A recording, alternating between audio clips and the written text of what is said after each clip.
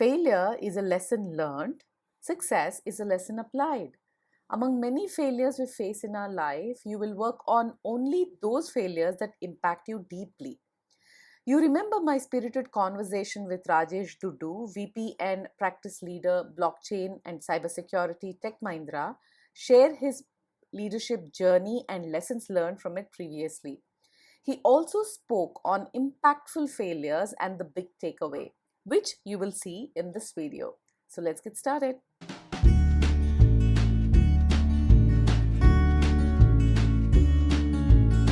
Has there been any incident where you decided the outcome to be something and it is completely something else? Any failure story that you can share with us?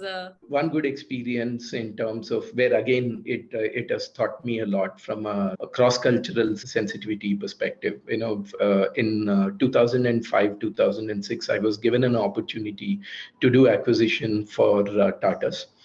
I went to United States to acquire a company which was providing IT support and back office services for large global travel companies. So I will come to the incident in a bit. So, when you work in the Indian context, when you keep sending mails to one another, and then you have looped your boss as a CC, very often your boss would have written to you saying that stop this email chase, go to the person, pick up the phone, speak to the person, or go walk to the desk of the person, and then sort it out.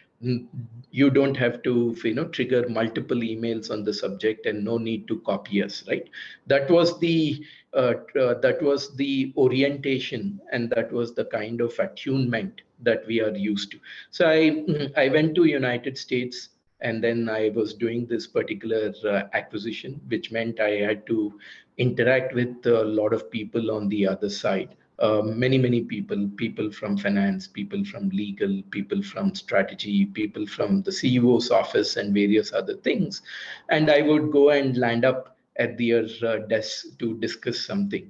And one day, the project manager from that particular company, a lady by name Christy Purser, I still recall her name, she said, "Hey, Rajesh, let's go for dinner. I want to catch up with you." So we went for a meal. And then Christy said, "I have to tell you something. This is coming back consistently from various people. Is you are frequently landing at the desk." I said, "Oh, what is wrong in that? Because I want to talk to them, and I want to establish a connect, or rather use my connect and then get things moving forward, get things going forward." He said, "No, that's a wrong way of doing things. It's people consider it as intrusion of their private space. People consider it as a disturbance." So I said, "So what should I do? What should I be doing, Christy? You're my friend. You're my guide here.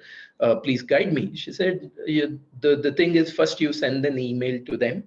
And then if it doesn't get closed, you send a follow-up email. If it still doesn't get closed, then you ask them for a time. And when they give you a time, even if it means a cubicle, then you go and walk into their cubicle. I'm not talking even about a cabin, it's about a cubicle.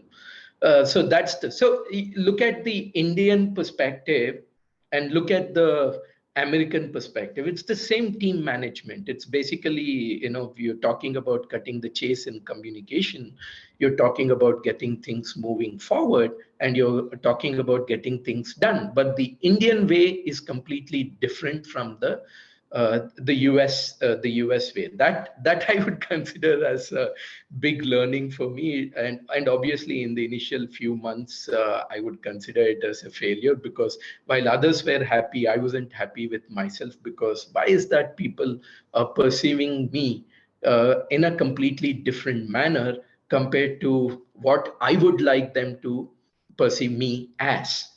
So this incident comes to my mind, Apu. All right. So, staying on that story, Rajesh, there are two issues that comes to my mind. One is culture, which is important to an organization, and increasingly now I've just recently read a McKinsey report which says culture is going to be the most important way of going forward for both organizations as well as teams. Second is also creating that kind of perception that you would want others to remember you or identify you as. So what would your thoughts be in this area? I may sound a little philosophical, but it goes a long way here. The first one is, are you a person who is identified as someone with whom there is a unity in what he says, what he does, and how he behaves? So what we basically call as the unity in the thought, word, action, and the deed, right? What you are saying, are you translating whatever you're saying that in the action, and then you're doing it not for once but you're doing it consistently. We have all these very good idioms like talk the walk and walk the talk, kind of a thing, right? And these are actually play a very, very important role.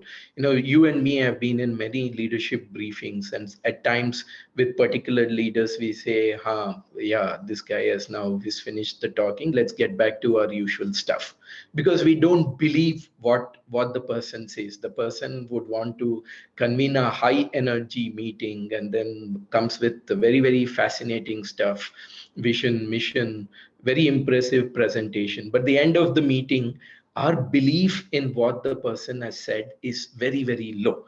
On the other hand, there could be other leaders who would say, hey, we want to talk to you, either in person or as a group. Come over. No preparation, no hi-fi stuff, simple talk, and then you go back fulfilling. You go back, feeling that fulfillment, saying, wow, I'm motivated now, I'm charged up now, let's get this done, let's rally behind this particular person for this initiative. So what is the difference between the first guy and the second guy? Because the first guy has a track record of saying many, many things but does not have a habit of doing it, whereas the second guy may be a man of less words but a man of more actions. And that's where people will automatically propel to, and people will relate to the second person, and they want to rally behind that particular second person. So these things don't happen overnight. These things come over a period of time, where you are, again, no agenda, you mean what you say without any hidden motives, without any hidden agendas. And that's when people can relate to you. Do you think people are so naive that they can't see it? They are not naive, they can see it, but they won't be able to express their opinion because they are afraid of the leadership position, or they are afraid that this particular person will not internalize the feedback in a good way, in a meaningful way. So they just give him they don't listen, they just they hear him. There's a lot of difference between hearing and listening. They just hear him, forget it, and move on.